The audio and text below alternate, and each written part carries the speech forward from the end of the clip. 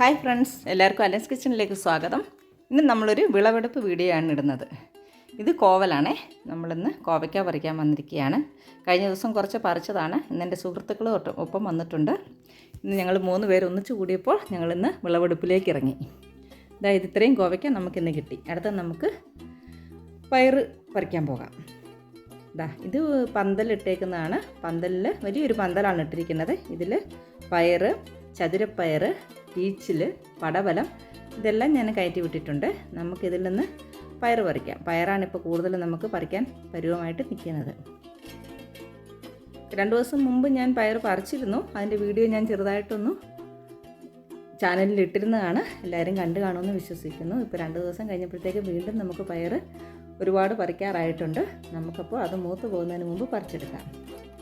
ഇന്നപ്പോൾ എൻ്റെ കൂട്ടുകാരുള്ളപ്പോൾ പറമ്പിൽ നിന്ന് തന്നെ പച്ചക്കറി പറിച്ച് കറി വെച്ച് കൂട്ടാമെന്ന് ഞങ്ങൾ തീരുമാനിച്ചു. അങ്ങനെയാണ് ഞങ്ങൾ വിളവെടുപ്പിലേക്ക് ഇറങ്ങിയിരിക്കുന്നത്. ഒരാൾ അവിടെ മാറി ഇരിപ്പുണ്ട്. ഒരാൾ എന്നെ സഹായിക്കാൻ വേണ്ടി.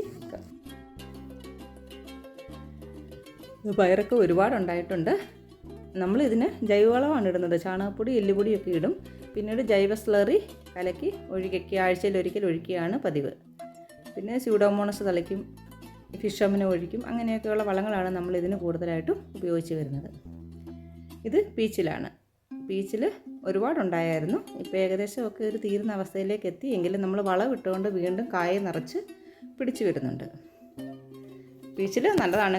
ചെമ്മീനൊക്കെ ഇട്ട് കറി വെക്കാനും മെഴുക്കുവരട്ടിക്കും തോരനും ഒക്കെ വളരെ നല്ലതാണ് പീച്ചിൽ. അത് അധികം മൂക്കാതെ ഉപയോഗിക്കാനാണെങ്കിൽ പീച്ചിൽ വളരെ ടേസ്റ്റായിട്ട് നമുക്കത് ഉപയോഗിക്കാൻ പറ്റും. ഈച്ചകളുടെ ശല്യം ഒരുപാടുണ്ട്. അതുകൊണ്ട് ഞാൻ ഈ പീച്ചിലൊക്കെ ഒരു കുപ്പിയിലാക്കും. ചെറിയ പരുവത്തിലെ കായായി വരുമ്പോൾ തന്നെ ഞാൻ അതെല്ലാം ഓരോ കുപ്പിയിലാക്കിയതാ. ഇതുപോലെയാണ് സൂക്ഷിക്കാറ്. ഇങ്ങനെ വന്ന് ഈ ഒരു പരുവായി കഴിഞ്ഞ് കഴിഞ്ഞാൽ പിന്നെ അതിൽ ഈച്ചകൾ കുത്താറില്ല. അതിൻ്റെ തോലിനല്പം കട്ടി പിടിച്ച് കഴിഞ്ഞാൽ പിന്നെ ഈച്ചകളുടെ ശല്യമില്ല. ഈ പരുവത്തിലൊക്കെ ഈച്ചകൾ കുത്തി എനിക്ക് ഒരുപാട് കായ് നഷ്ടപ്പെട്ടു പോകും. ഇത് പടവലമാണ്. ഇത് ആദ്യമായിട്ടുണ്ടായ ഒരു പടവലങ്ങയാണ്. നോക്കാം നമുക്ക് എത്രത്തോളം ഇതാകുമെന്ന്. അതിനെ ഞാൻ കുപ്പിയിൽ ഒളിപ്പിച്ച് വെച്ചു. ഈച്ചയുടെ ശല്യം കുറയാൻ വേണ്ടി ഞാൻ ബന്ധിച്ചെടിയൊക്കെ നട്ടിട്ടുണ്ട്. പക്ഷെങ്കിൽ എന്നിട്ട് ഈച്ച ശല്യം ഒരുപാട് കൂടുതലാണ്. അതുപോലെ തന്നെ കിളികൾ വന്ന് ഈ പയറിൻ്റെ അരിയെല്ലാം കൊത്തിപ്പറുക്കി തിന്നിട്ട് പയർ മുറിച്ച് താഴെ ഇടുകയാണ് ചെയ്യുന്നത്. രാത്രികാലങ്ങളിലാണെന്ന് തോന്നുന്നു, പകലൊന്നും കാണാറില്ല. രാത്രിയിലെ കിളികളുടെ ശല്യം ഒരുപാട് ഈ പറമ്പിലേക്ക് വരാറുണ്ട്. അതുങ്ങൾക്ക് ആഹാരം വേണ്ടേ, അപ്പോൾ അതുങ്ങളും തിന്നട്ടെ അല്ലേ. കുറേ പയറെല്ലാം മുറിച്ച്, എനിക്ക് തോന്നുന്നു ഇത് ചില തണ്ടുകളൊക്കെ വാടിപ്പോകുന്നുണ്ട് പയറിൻ്റെ. ഈ കിളി കടിച്ച് മുറിക്കുന്നതാണോ എന്നറിയില്ല. കുറേയൊക്കെ വാടിപ്പോകുന്നുമുണ്ട്. പയറുകൾ നമ്മൾ ഏകദേശമൊക്കെ പറിച്ച് തീരാറായി. ഇതെൻ്റെ ചോളമാണ്. ഇത് നല്ല കളറായിട്ടാണ് ഇതിൻ്റെ പൂ വന്നിരിക്കുന്നത്. അപ്പം പല കളറിലുള്ള ചോളം ഉണ്ടല്ലോ, അതാണെന്നാണ് എനിക്ക് തോന്നുന്നത്. സ്വീറ്റ് കോണില്ലേ. എനിക്ക് കഴിഞ്ഞ വർഷമൊക്കെ ചോളം ഒരുപാടുണ്ടായിരുന്നു. ഇപ്രാവശ്യം കുറവാണ്. 1-2 മൂട് മാത്രമേ ഉള്ളൂ. വിളവെടുക്കുമ്പോൾ നിങ്ങൾക്ക് ഞാൻ ഇട്ട് തരാം. ഇത് വെണ്ടയാണ്. വെണ്ട ഏകദേശം ആനക്കൊമ്പൻ വെണ്ടയാണത്. അത് ഏകദേശം വിളവെടുപ്പ് തീരാറായിട്ടുണ്ട്. അടുത്തത് വെണ്ട പറിക്കാൻ പാകത്തിന് വെണ്ടയ്ക്കായി പരുവത്തിന് നിൽപ്പുണ്ട്. നമുക്കിനി അടുത്ത ദിവസം ഈ പീച്ചിൽ പറിക്കാം. ഇത് വഴുതനയാണ്. കായുള്ള വഴുതന വേറെയുണ്ട്. ഇത് പൂവായി വരുന്നതേ ഉള്ളൂ. പൂവായി വരുമ്പോൾ തന്നെ ചില വഴുതനകൾ നഷ്ടപ്പെട്ടു പോകുന്നുണ്ട്. അത് വാട്ടൽ രോഗം വന്ന് പോകുന്നുണ്ട്. നമ്മൾ വേറെ മരുന്നൊന്നും വെള്ളം ഒഴിച്ചാലൊന്നും അതിനെ തിരിച്ച് കിട്ടാൻ വലിയ പ്രയാസമാണ്. അത് വാടി തന്നെ ഇനി അങ്ങനെയാണ് നഷ്ടപ്പെട്ടു പോവുകയാണ് ചെയ്യാറ്.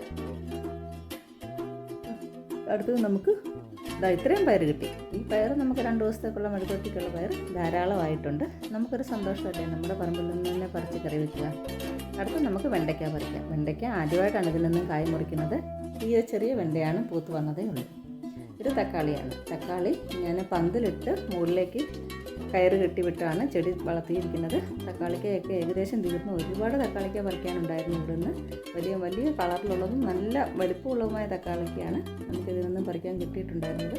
ഇപ്പോൾ ഏകദേശം തീർന്നു. ഇനിയിപ്പോൾ ഇതിൻ്റെ സ്ഥാനത്ത് ഇത് പറിച്ച് മാറ്റിയിട്ട് അടുത്ത തൈകൾ ഞാൻ റെഡിയാക്കി വെച്ചിട്ടുണ്ട് നടാൻ വേണ്ടി. അപ്പോൾ അത് പറിച്ച് നടുക എന്നതാണ് അടുത്ത ചെയ്യാൻ പോകുന്നത്. തക്കാളി പല സെക്ഷനായിട്ട് ഞാൻ നട്ടിട്ടുണ്ട്.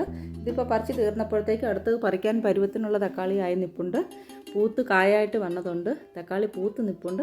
ചെറിയ തൈകളും ഞാൻ റെഡിയാക്കി നിർത്തിയിട്ടുണ്ട്. അപ്പോൾ ഒന്ന് തീരുമ്പോൾ അടുത്ത ഒന്ന് പറിക്കാൻ വേണ്ടിയുള്ള റെഡിയാകൽ വെച്ചിട്ടുണ്ട്. അപ്പോൾ ഇത്രയാണ് നമ്മുടെ ഇന്നത്തെ വിളവെടുപ്പ്. എല്ലാവരും വീഡിയോ കാണണം, അഭിപ്രായങ്ങൾ അറിയിക്കണം, സപ്പോർട്ട് ചെയ്യണം, ലൈക്കും ഷെയറും ചെയ്യണം. Okay, thank you.